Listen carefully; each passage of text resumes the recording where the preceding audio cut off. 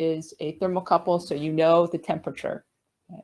And then there is a device that measures the heat flow through this stack of materials.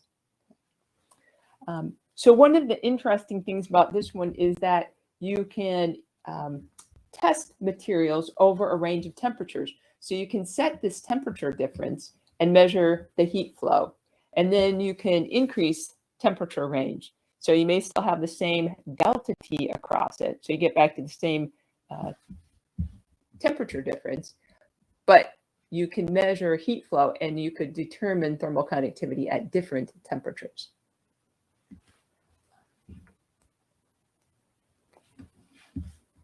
Okay. So this one I wrote down, or I put a picture, and it doesn't really tell you very much, of a particular heat flow meter. And I got to use this heat flow meter, and I ended up liking it. It was super easy to use. But it gives some temperature ranges, tells you how large the sample size is, and we got some information about how uncertainty or accuracy. And this does not, well, okay, it tells you conductivity ranges. So this is another device that is not used on really highly conductive materials. So this would be still insulations, plastics, glass, stuff that doesn't have a really high thermal conductivity.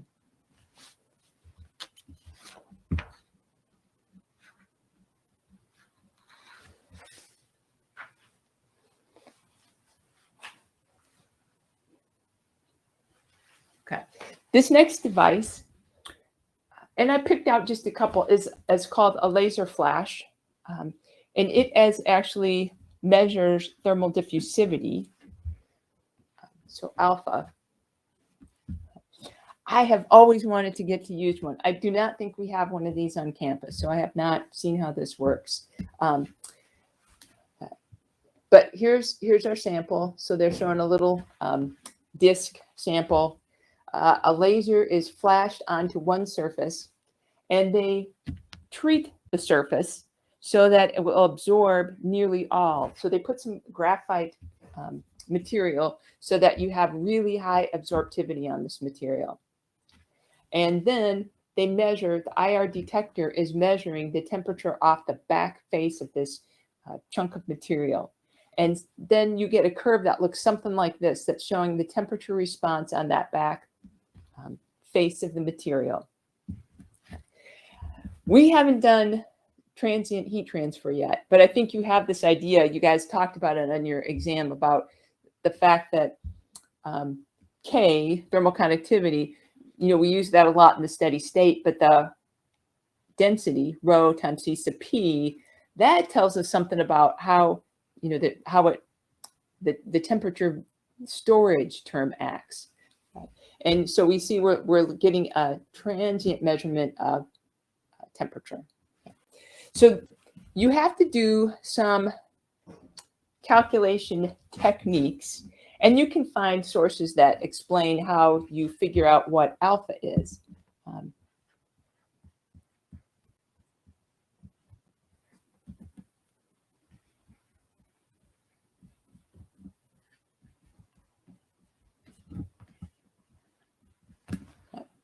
Out of this laser flash device. Then finding density is pretty easy.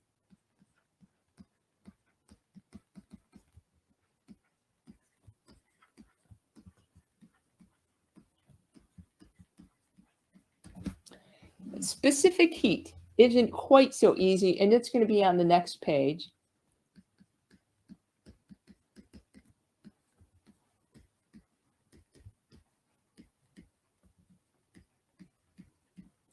And there's different ways to do specific heat. I'm only going to talk about the example on the next page.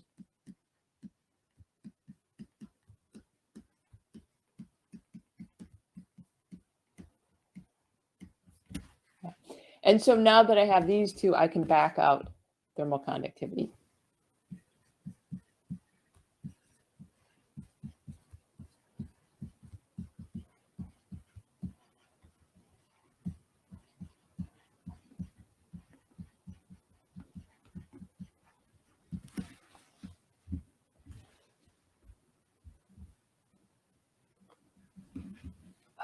Okay, so here's a laser flash instrument shown on this next page.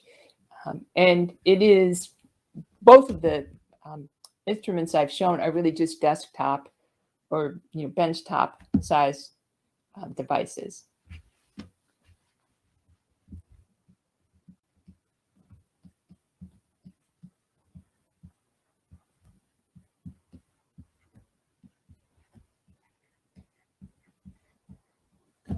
This is a pretty robust device. You can operate it over a wide range of temperatures.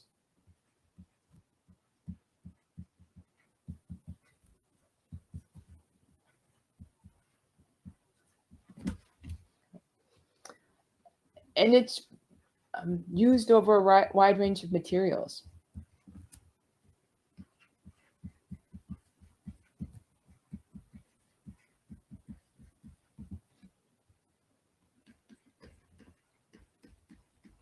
All right, so the thing I have says solids, liquids, and powders. So liquids and powders, you got to put them in some kind of encasement. But we can use this on metals, things with high thermal conductivities. Okay. And I'm going to make one more note that this is a fast, like you get quick measurements. The previous two that we looked at, the heat flow meter and the guarded hot plate, you have to wait until steady state is achieved. And so maybe, depending on the situation, maybe it's an hour, maybe it's a couple hours, but this is fast. So you can load a few samples in and you can get them done quickly.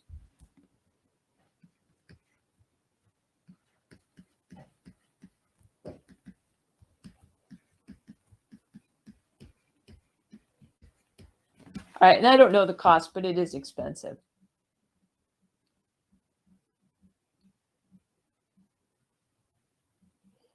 Okay. I did not talk about all of these. I talked about these two, guarded hot plate and laser flash diffusivity. All right. Ooh, and their range is a little bit different than mine is. Okay. And a YouTube link.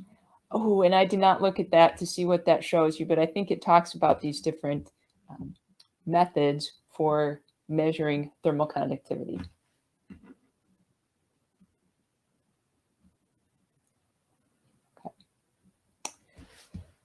Okay. Differential scanning calorimeter is a way to measure specific heat.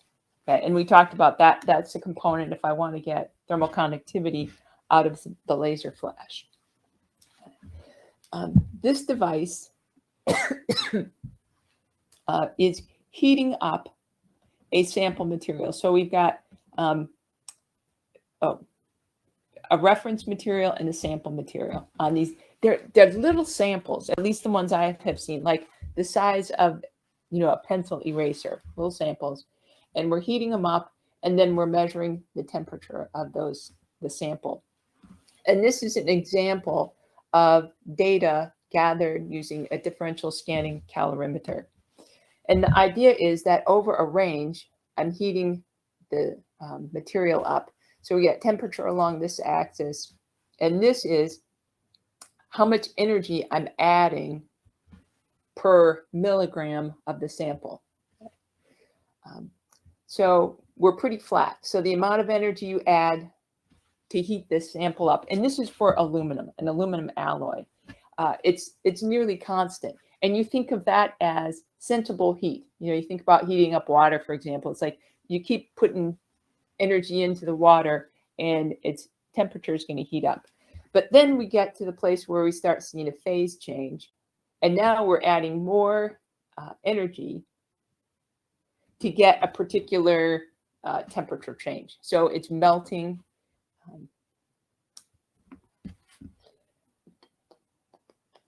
Okay, so there's many things to see from this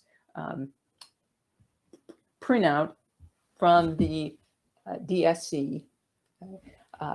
But one of the things that you can do is look at the energy under these curves, how much energy I have to put in to get the phase change to occur. And that is used to then obtain a specific heat value.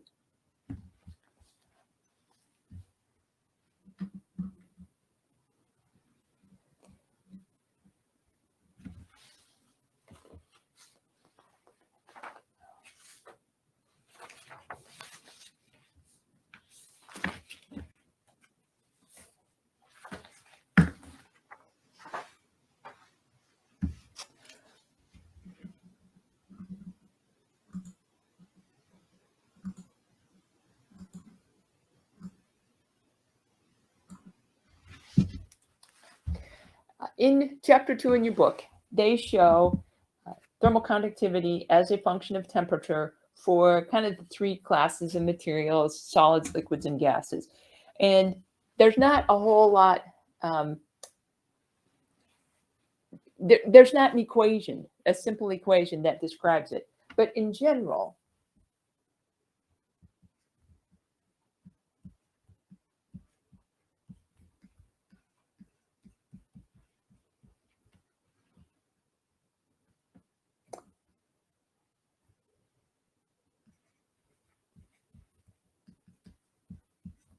solids have thermal conductivity increasing with increasing temperature. Oh, I did it the wrong way. Thermal conductivity decreasing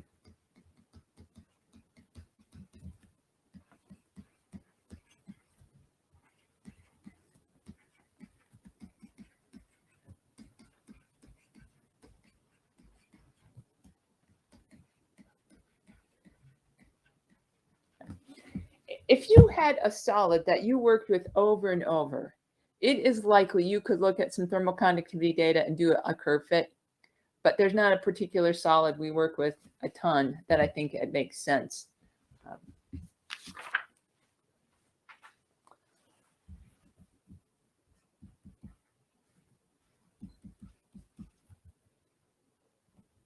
Liquids, you can't really say. There's not a general trend. Sometimes it increases, sometimes it decreases, sometimes it increases for a while, decreases for a while.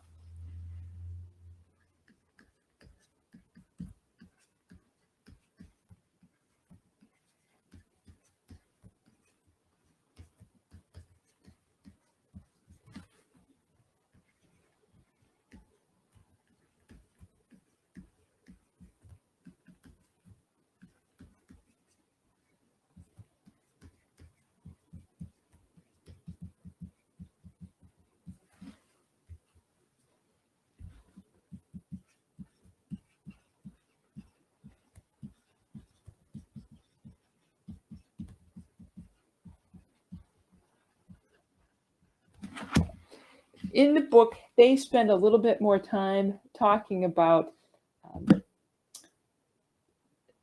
kinetic theory of gases. So you can make some assumptions about gas behavior. Typically, it's monatomic gases. So you're looking at just these single gases and model them as hard spheres. And you can show this trend that thermal conductivity increases as temperature increases. But that theoretical aspect does not work for many gases, and they still show that trend that it increases with temperature.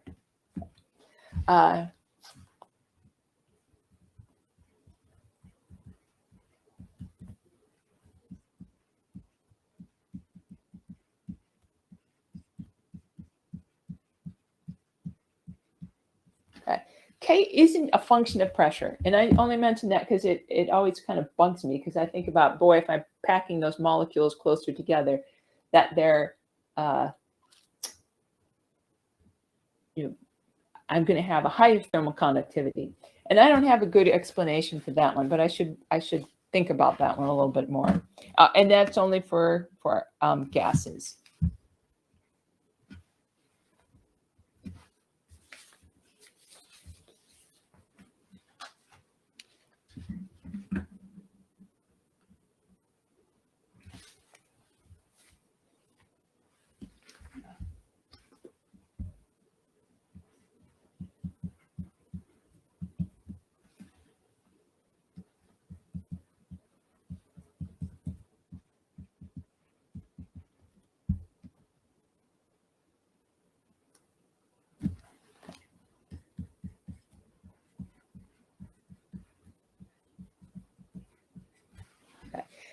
we have a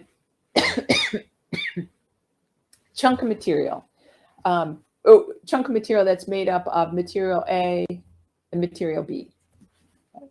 And we're going to say that this is an image. So we're seeing temperature for a steady state situation, and we have one-dimensional conduction in the x direction, and they've shown this x.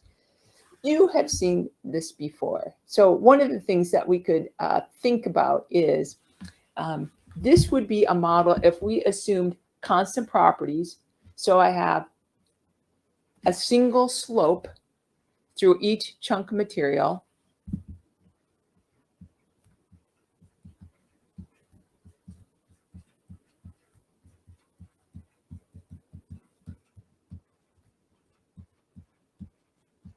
And again,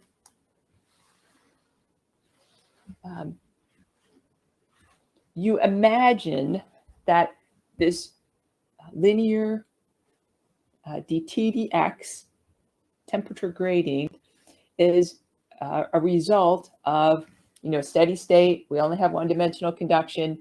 And I'm assuming constant properties. So K is a constant. So the slope is a constant.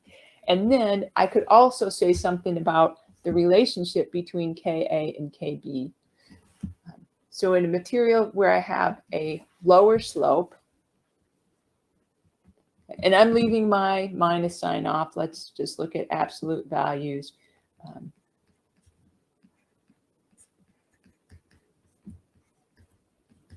The heat flux has to be the same through both of these.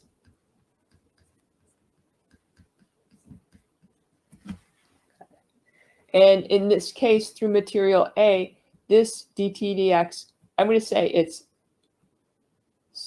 smaller. Right. And this slope dt dx in B is bigger. So that says to keep this inequality, Kb has to be smaller than Ka.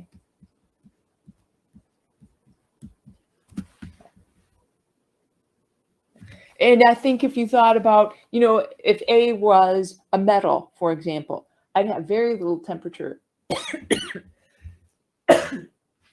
very little temperature change across material A. But if B is an insulation, I'm going to have a big temperature change across it. So that one I feel like you've seen before. This is the part I thought was a little interesting. Now let's say same thing is happening. Steady state, one-dimensional conduction, and I got material A and B here again. But now they show, let's say we're not assuming constant properties.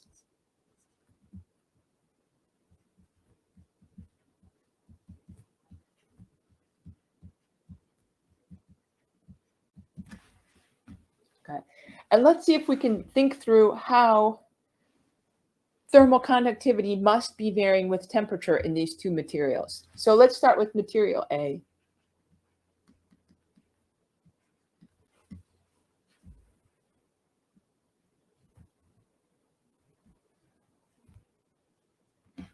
And I'm trying to sketch in that I have some dt dx right near the x equals 0 face, and I have some dt dx. It gets a larger slope as I get at cooler temperatures.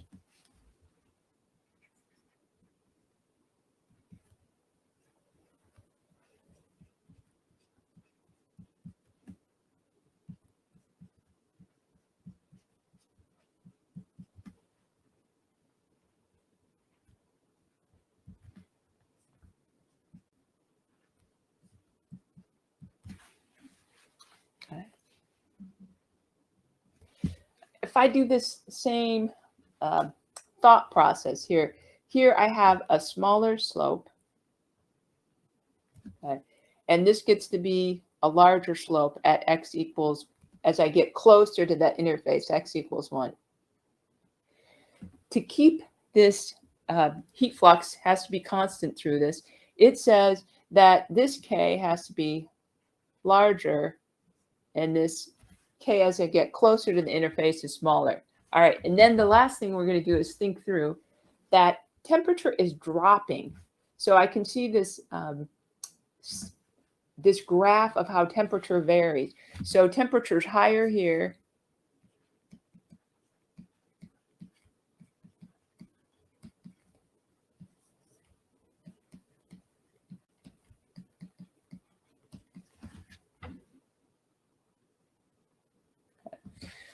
right? So I may be saying this, that K is decreasing with decreasing temperature.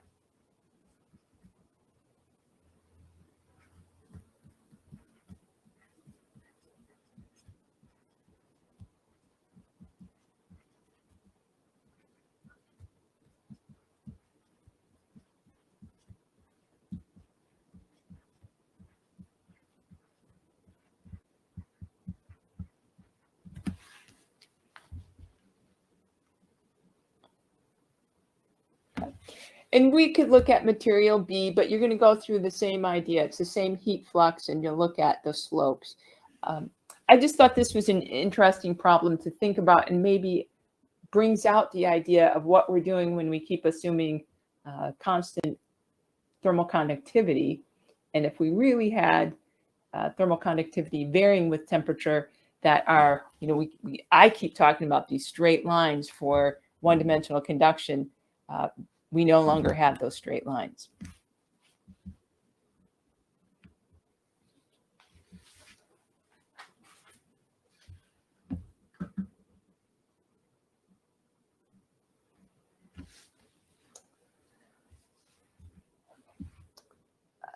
This slide is titled Thermal Conductivity for Thin Films. And I'm going to put a couple bullets here. So in our textbook, it has more details on thermal conductivity for thin films.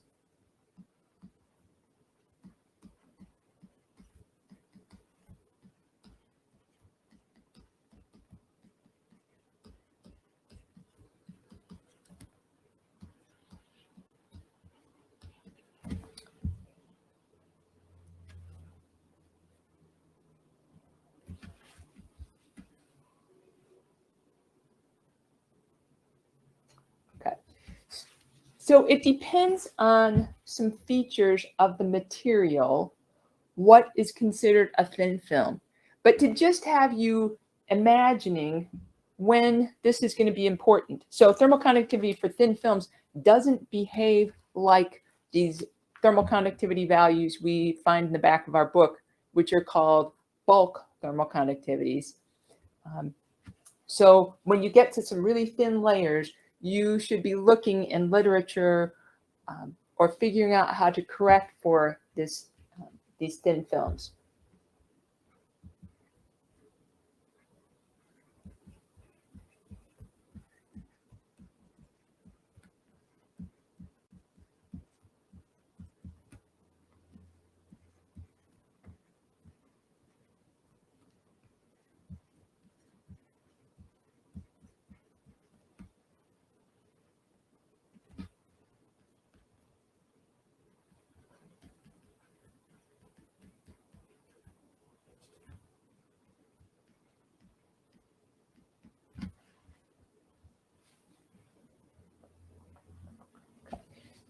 So my note here is that the thin film thermal conductivity is going to be less than the value you'd look up in the back, the bulk value.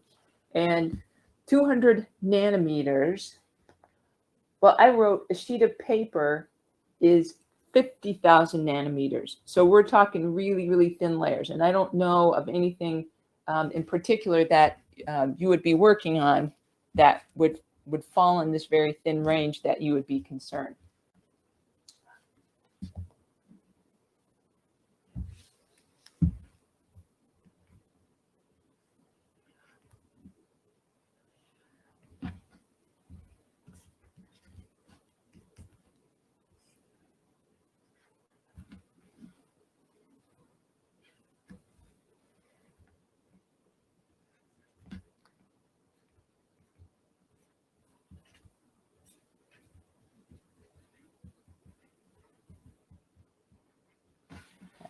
In this picture, all I've tried to show is a chunk of this material, and that in the Y direction, so if I have this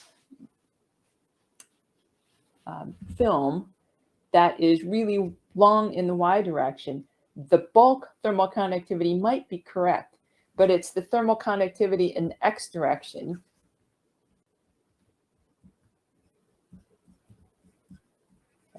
And so we wouldn't assume it's isotropic, that I don't have K the same direction. And the problem is that if you think of conduction, that I have these molecules crashing into each other, that the edge effects become dominant in this really thin layer in the X direction. So in the Y direction, we just have, maybe we have an edge effect down here, but through long distances, it's just this normal interaction of these molecules in this layer. But in this X direction, the edge effects are significant.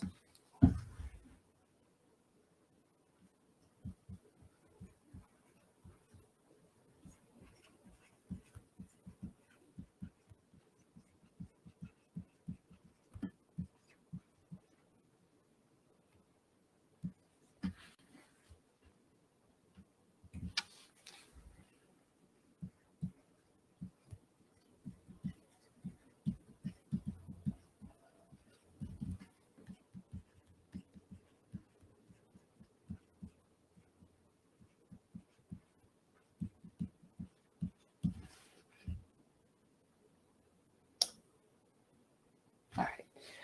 And I am not saying much more besides the idea that when you get to really thin layers, you want to do a little bit more reading.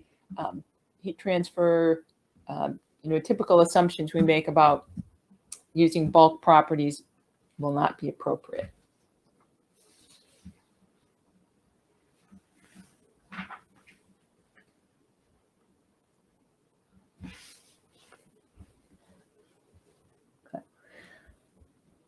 We're starting a section for a couple slides to talk about effective thermal conductivity. Okay, and as my introduction, we're going to start looking at this slab of material that I've kind of sketched here. But this is, we want to picture it's moving out of the page. And I'm going to call this direction a width, and this is going to be a length L. And this stack is going to be H. And this is a really simplified geometry for thinking about putting materials together. But we're going to look at the idea of maybe how you could handle or start to think about ways that you might calculate an effective thermal conductivity for a foam or some matrix of materials where you have a whole bunch of fibers that have a gas surrounding it. So for my this first calculation, for something to think about, we're going to put temperature 1 on this face, and I'm going to make it a constant temperature, and a temperature 2, and it's actually on this whole surface over here, T2. And I want to make this top and bottom surface so I have no heat loss out of any other face. I got this block of material. It's made up of blue material and that white or light green material, so 2 materials. And there's a driving temperature difference across it, but every other face is insulated. And we're going to come up with an effective thermal conductivity for this chunk of material.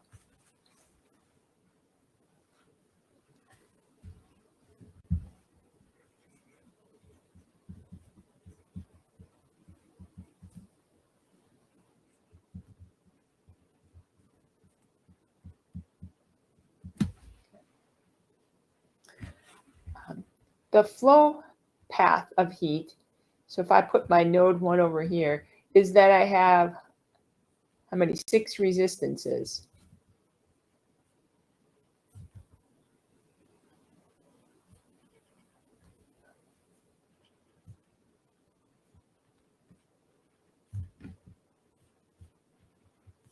One, two, three, four, 5. We need one more. All right, and I really should be making them look uniform because I don't mean for that to throw you off. But all of this is at temperature 1, and all of this is at temperature 2. And I've got, not going to be able, but we'll put an R2, R3, R4. I've got all these resistances that are acting like resistors in parallel. And heat flow can go, again, through each of these.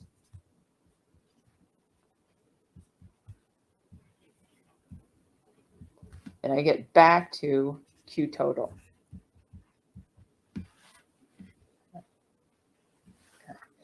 But I'm going to think of this as the total heat flow is some of it goes through material 1.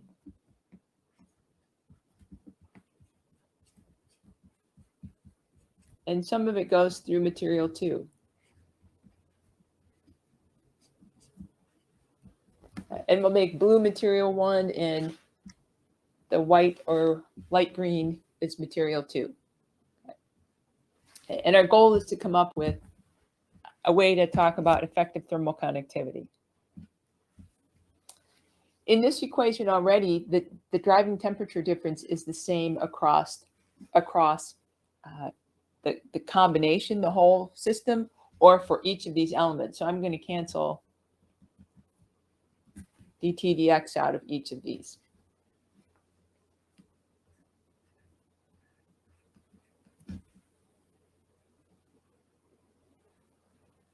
All right, and as I think about this, I want to put a little x here to have you thinking, let's make this our x direction. I don't think I've shown that yet. If I had heat going in this opposite direction,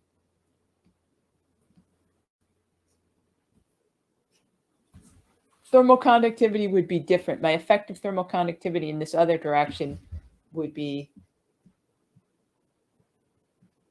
we'll make that y direction. All right, so I really need to specify, I'm looking at, as I set this up, I'm going to call that the x direction. Ooh, I want to do K effective.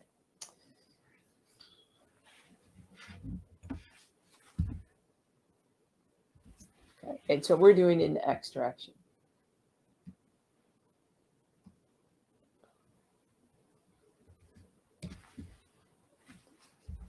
And I'm going to write my area that I am conducting heat through. I'm going to put it as H times W.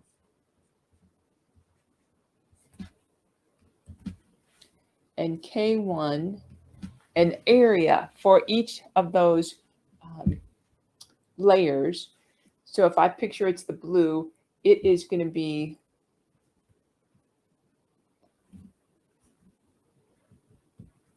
I'm going to say it's 3 layers of T1, of thickness 1,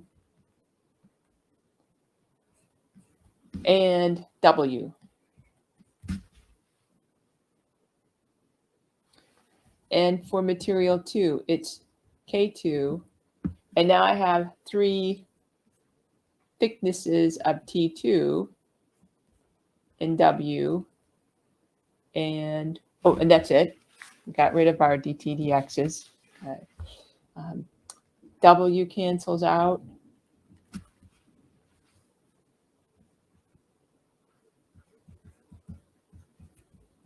I could write H as 3 times T1 plus T2 .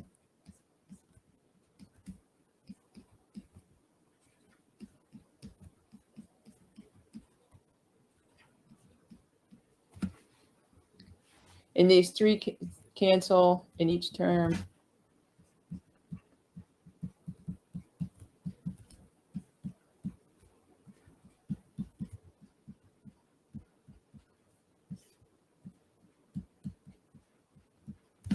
Okay. So this layer of composite material, I can write an effective thermal conductivity value using some geometry. So the ratio of these thicknesses times the thermal conductivity of each material.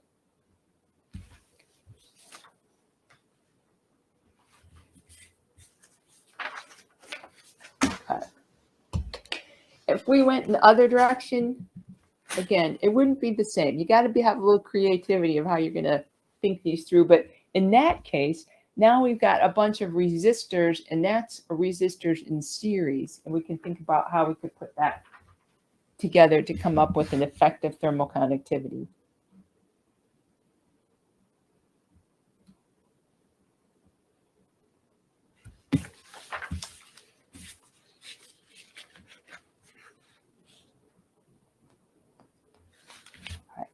You know, I put together this problem. We'll see what you think of it. The first time I saw it, I thought it was kind of interesting concept. Never had thought about this before. Okay, so this is a thermal switch, and it is made up of copper and plastic. And let me draw this picture.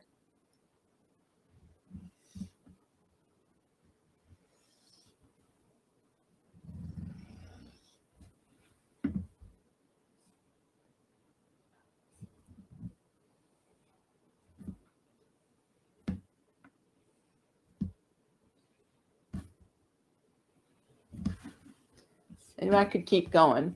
The idea is this is going to be my off position. And we make this a length L. And this is also a length L. Okay, so that's given there 2 centimeters. And this is thickness. And each of these should be the same.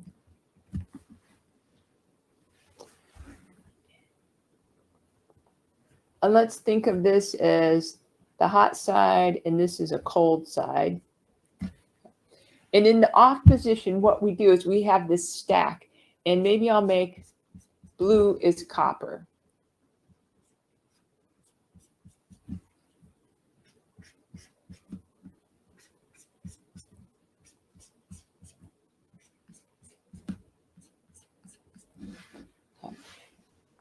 So in the off position, I have these 2 rows of stacks of alternating copper and plastic, so that if the heat's flowing this direction, it has to go through copper, but then it has to go through plastic. And we look at what the heat flow is in that case versus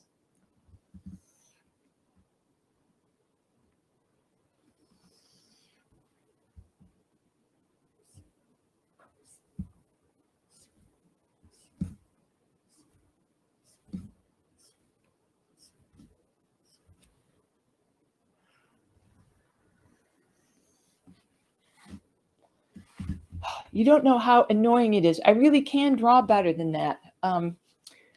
Okay, but that was supposed to be a straight line again, and this is in on. So now if I shift this, I don't know, we'll think of shifting this up by 1 element. Now we put copper in contact with copper and plastic in contact with plastic.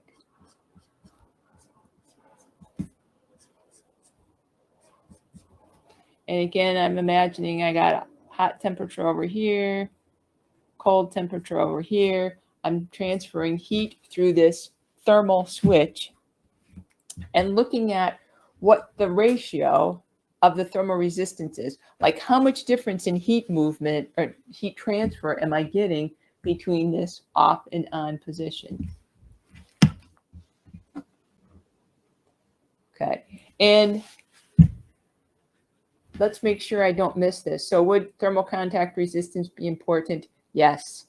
So when we've got, in particular, when we've got copper in contact with copper, and so 2 metal surfaces, that's the case when thermal contact resistance is likely to be important.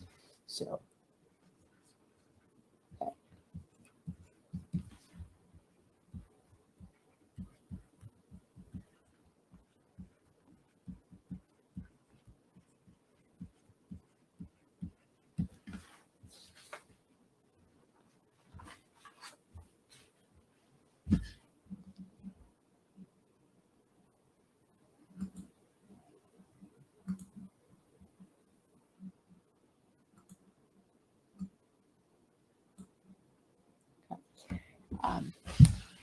I'm going to look at a segment. Well, let's use a different pen color. A segment looks like this, because this is going to keep being repeated. And we'll look at a segment. Okay. and look at the thermal resistance of this element and of this combination.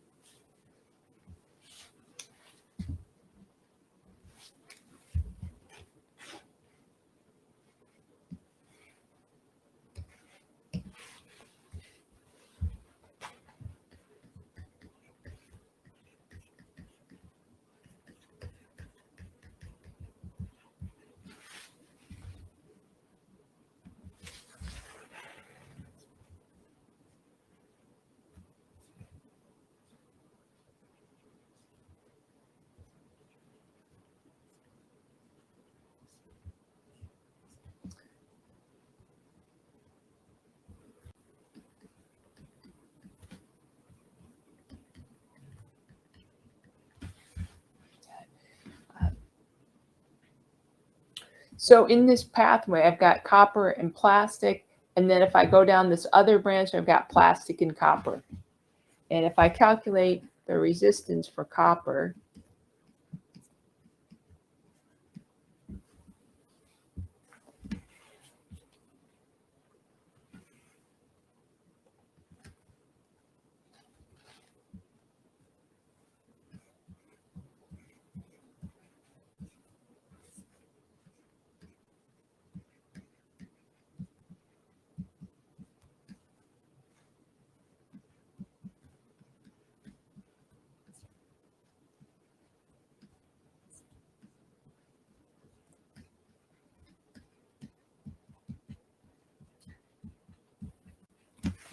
so the area that I'm transferring heat over is that thickness, T, and then however deep I go into the page for the this thermal switch.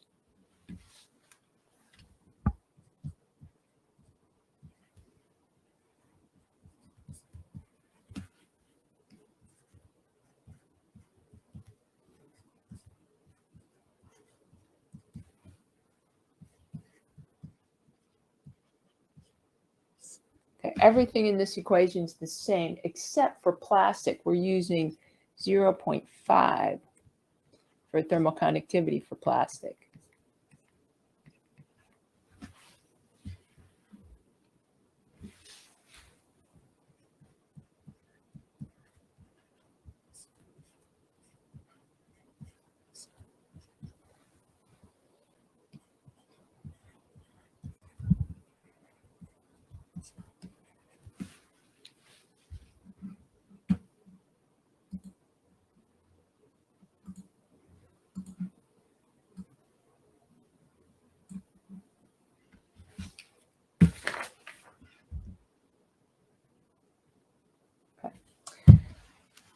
So we have to think about, first of all, we're adding up a copper and a plastic, and we're adding up a copper and a plastic. So those are in series. And then we're putting those two values in parallel, so two parallel paths.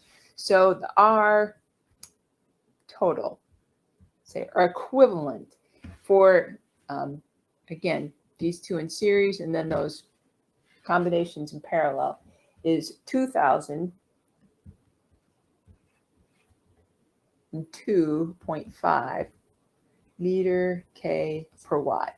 All right. And the units are a little bit not our normal because I did it per unit depth.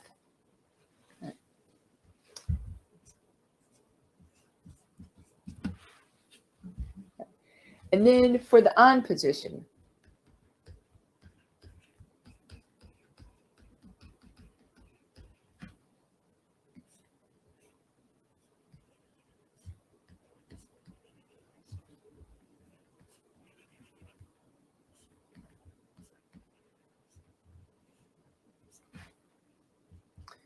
now the copper is lined up with copper and plastic is lined up with plastic.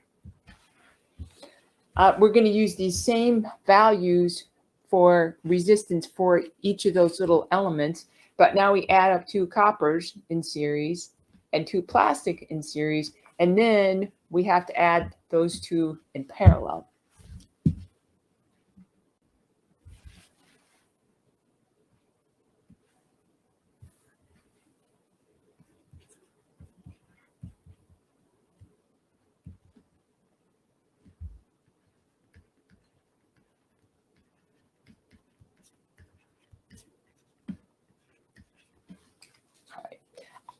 Okay, I don't know if you think that's kind of interesting. Again, I said I hadn't thought of that before I saw this problem, thinking about the idea of you can significantly change your heat transfer by allowing that switch.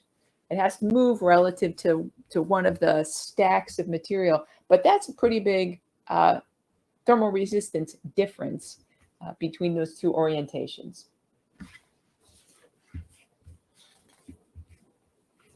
Professor, I had a question here.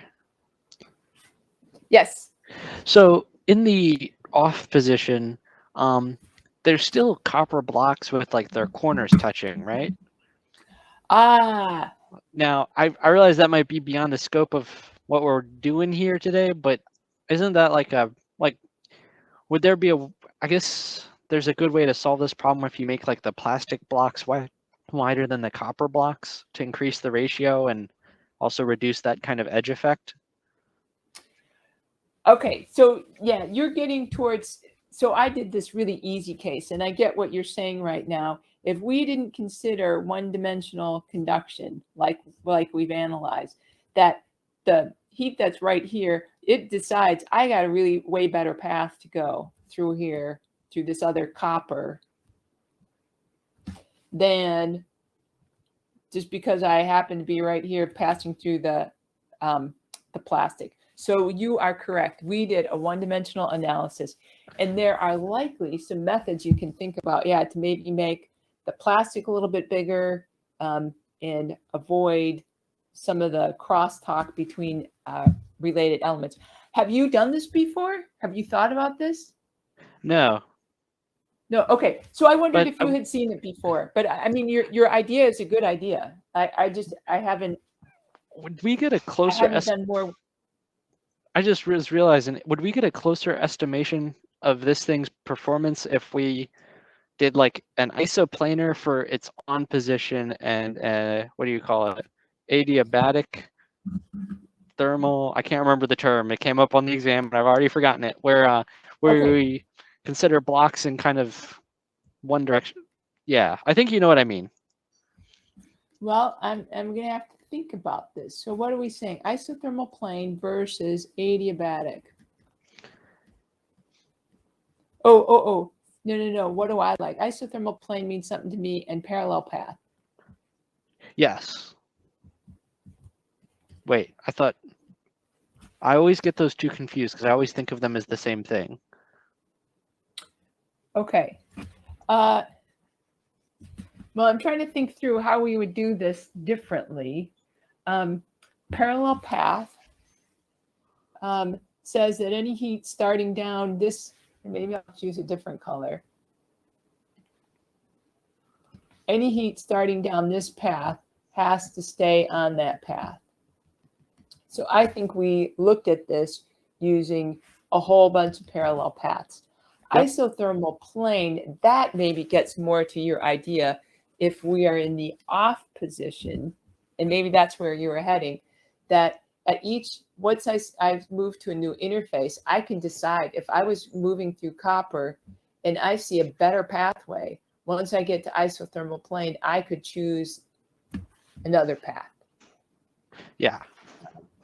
Okay, so I haven't thought through that analysis, but you're thinking along the right lines, and I guess that I have assumed parallel path method in both of these analyses.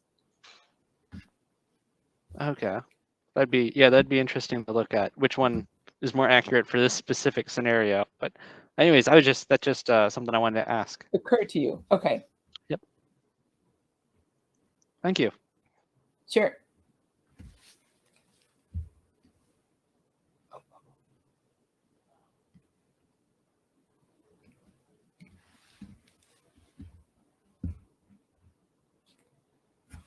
This is the content that is in your book. So page 119. And it is looking at, instead of having these perfect layers of material, that I have more generic mixes of material. So in this picture here, they're showing I have some big areas and some little bubbled areas of two different materials included. And they talk about two ways to make estimates of the effective thermal conductivity for this combination of materials. And we'll hit those in just a minute. So that's, we'll work with this figure A and C. But let's get a little bit oriented. So in this first picture, we've already talked about, we have, and they're using a KS for the solid and a KF for a fluid.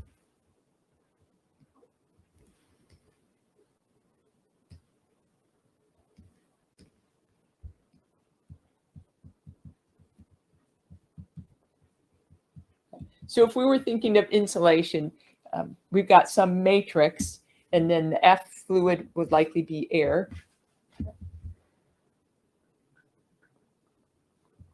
Okay. In all of these pictures, they're putting a temperature on one face and temperature on the other face. So we're imagining effective thermal conductivity for flow or heat transfer in a particular direction, and they're showing insulation up here. And this picture down here, so this picture A,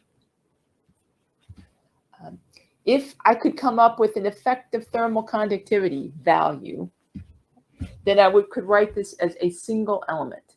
And I guess I haven't talked about that, but that's the idea. If we're somehow combining the thermal conductivity of these two materials to model its behavior. So in figure B, one more thing. So let's mention porosity. It's epsilon in its definition, its volume of fluid.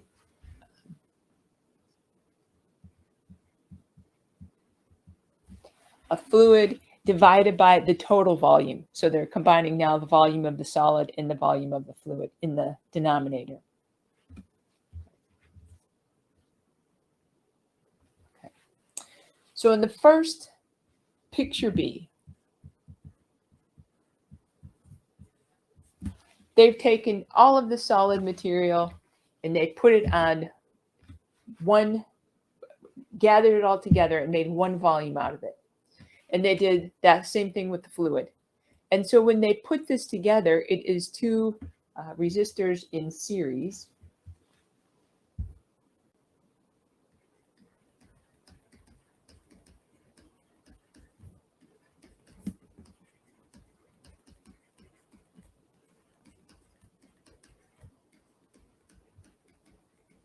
Okay. And if you look at this equation, so they've got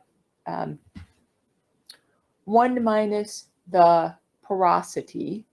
So that gives me this, before I had a full length L, but depending on how much of it is solid material, so 1 minus the amount of the volume of fluid times L, and then thermal conductivity for the solid times area. So that's our thermal resistance for the solid. And then for the fluid, now we take porosity times that length to get the other portion of that, the element. And we put these two resistors in series, and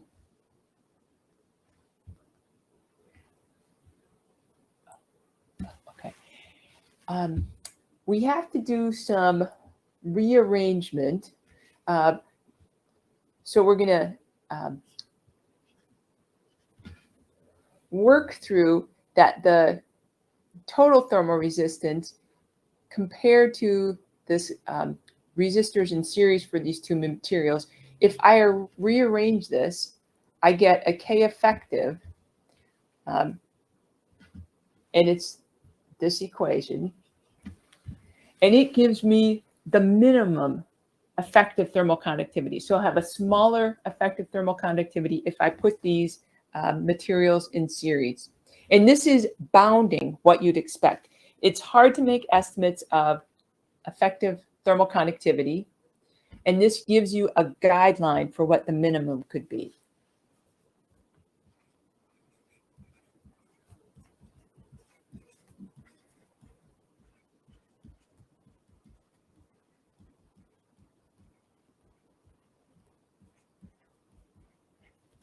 If we could make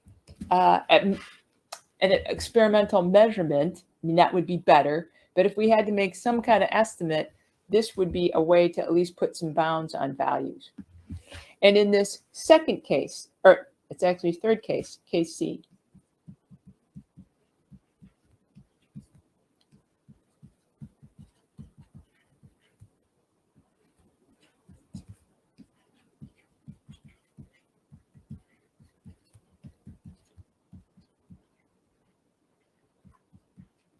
so now they've squished all of the solid material into this upper half and all of the material for the fluid in the lower half. And we got the same thing. We're driving heat across those elements. So it's two paths, two parallel paths. Okay. And so they do the same thing. So they've drawn this parallel path network. They've written the resistance for the solid, and they've written the resistance for the fluid. And you have to do some work, but you set this guy equal to this equivalent network, and this gives an estimate of the maximum effective thermal conductivity.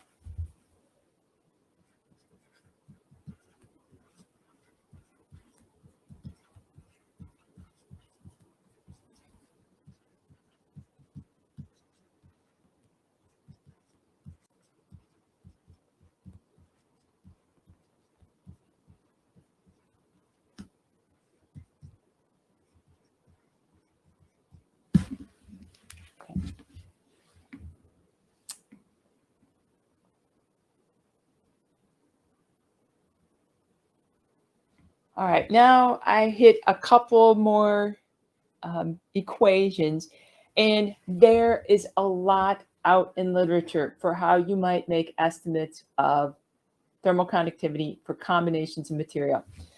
Porosity comes in again. This top equation, it says for randomly arranged packed particles with particles being in contact with each other, several contact points. So we're going to see a case in a minute where the particles, the inclusions are not, they are separated by solid material. But this is thinking about packed particles. And so we got K for the solid and K for the fluid, and there is a range of porosity that this equation is valid. This next one down, this one is kind of famous for interconnected solid phase with dilute distribution of spherical fluid. And so now we're picturing, this is the case where they're not touching, dilute distribution of spherical fluid regions. So it's another equation. So it's got K effective, and it involves K for the fluid and K for the solid. And my next note down says many models have been proposed to estimate K effective. And I list a book. And many models are functions of volume fraction, which is related to the porosity, shape factor. So everything we've done so far, we're thinking about spherical particles, but we can have sphericity to accommodate spherical particles, and ratio of thermal conductivities. Right. And then here are a few more equations for very specific cases. So this is uniformly arranged spherical elements inside this solid matrix. And you got to pick, there's two different cases depending on if, let's see, so KB is the surrounding material and Ka is the inclusion. And if KB is larger, no, KB is smaller than Ka, you're going to use one equation, and then we got, for the reverse case, there's another equation.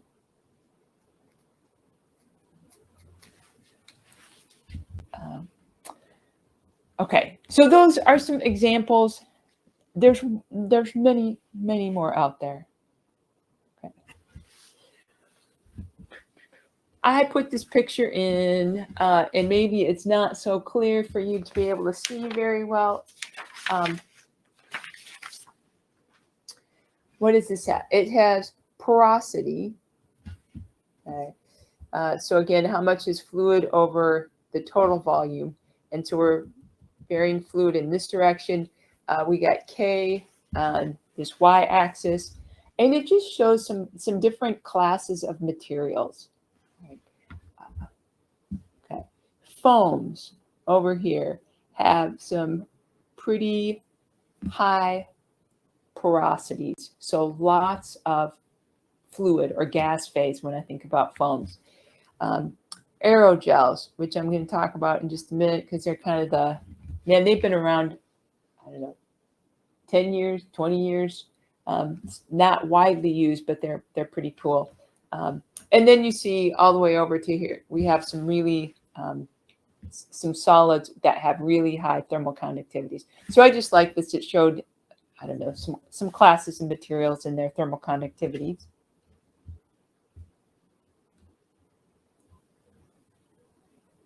Okay. So real quick, this is my last slide. Main differences between super insulating materials and traditional insulating materials. And this picture down here is a picture of an aerogel. And the idea is it uses a couple, well, can use at least a couple of these methods to have really low thermal conductivity. Okay. So this one says K traditional has, for traditional insulating materials, 29 milliwatts per meter Kelvin. And if I was going to convert that to what we usually think about that, so 0.029 watts per meter K. And that might be like extruded polystyrenes and fiberglass insulation. So we have things that you think of regularly being used that are in that range. Okay. But to achieve super insulation, three main principles can be used. Removing the gas. Okay. And this is one I think that some of you have had some contact with, because I think some of your refrigerators use vacuum insulation panels. So we remove the gas that is in between these materials that have some thermal conductivity, so that we have nothing, to conduct heat through. Okay. The second one down says changing the gas. And this is the classic example that in double pane windows, we may use something a little exotic like argon or krypton instead of, I don't know, nitrogen to reduce heat transfer. But the third one is this idea of foams and aerogels, is trapping the gas in tiny pores.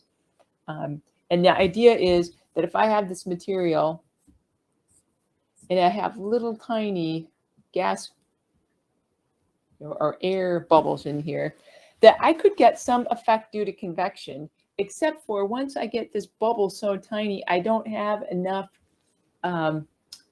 driven temperature difference to drive any convection in that bubble. It behaves only like conducting heat transfer. Okay. So it says trapping the gas in tiny pores with the size lower than the mean free paths of entrapped gas in order to limit energy transfer between molecules. Used for aerogel or other nanoporous materials. Okay, my last thing is going to be, I don't think people use aerogel very often, even though it's been around for a while. It is super brittle, which is a problem, and it's still pretty expensive to manufacture, but still pretty cool. And I'm going to get my hands on some someday. All right, I have finished our class for today. I think your next homework is due Monday. Okay, I will let you know when I get exam papers dropped off at Luann's desk, if that's possible. So you will know if that's coming. And let me know if you do not ever come to GEA, and I'll figure out another way to get you your exam.